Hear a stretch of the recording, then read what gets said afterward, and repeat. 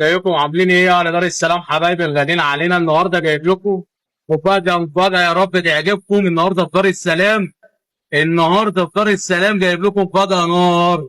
إمام الفطاطري بتاع الجيارة عمل فرع النهارده في دار السلام بول جو.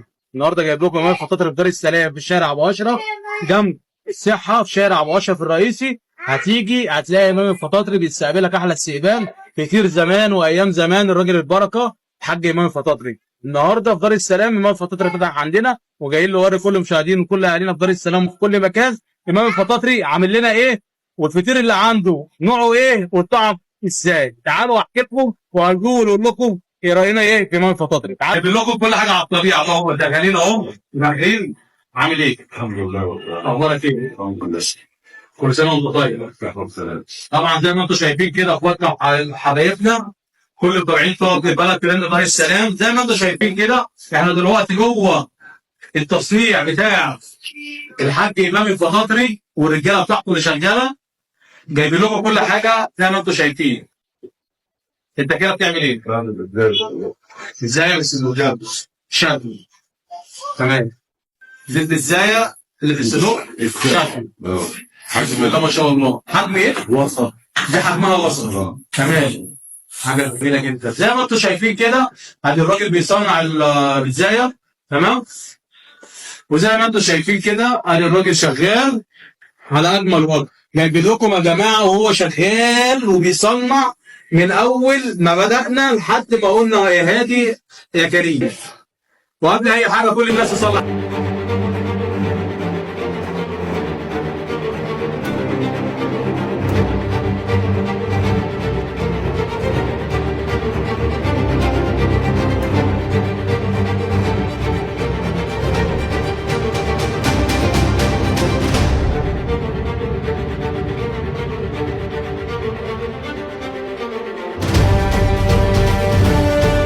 نبدا بالبزايه الايطالي. زي شايفين يا جماعه، شايفين بسم الله ما شاء الله حاجه عامله ازاي.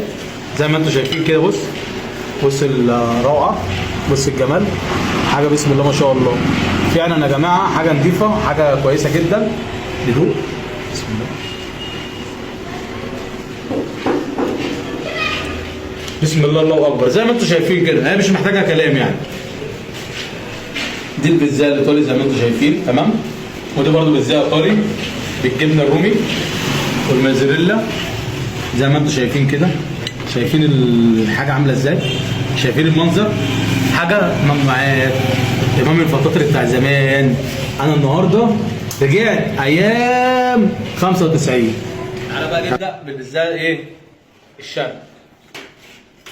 الشرق دي بقى حكايتها حكايه معايا، انا ما كنتش باكل غيرها بصراحه.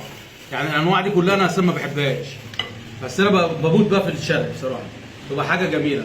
تعالى كده هدى قرب كده اوريهم بقى، اوريهم الاكل عامل ازاي كده. بص بص بص بص بص بص واحده واحده كده، واحده واحده معايا. بص بص بص بص بص النظافه، بص الاكل، بص الشياكه، بص الطعامه. بسم الله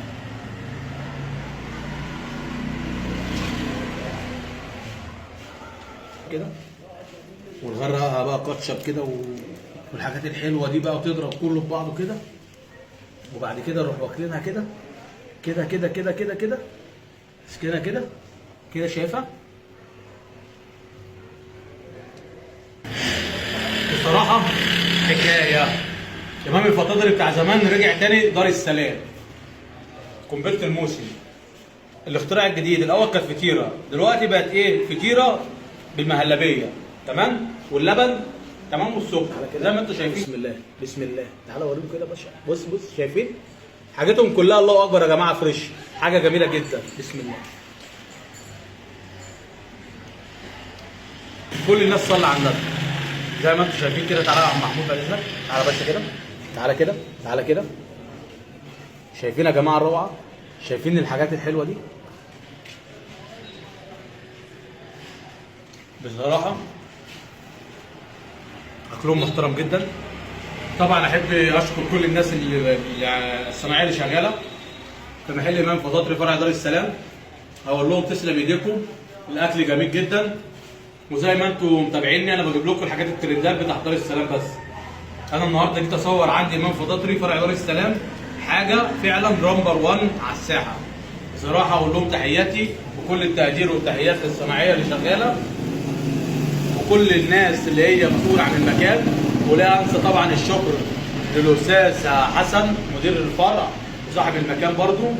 ولا انسى التحيه والتقدير والشكر لاخويا وحبيبي محمود امام صاحب محلات امام فضاطري.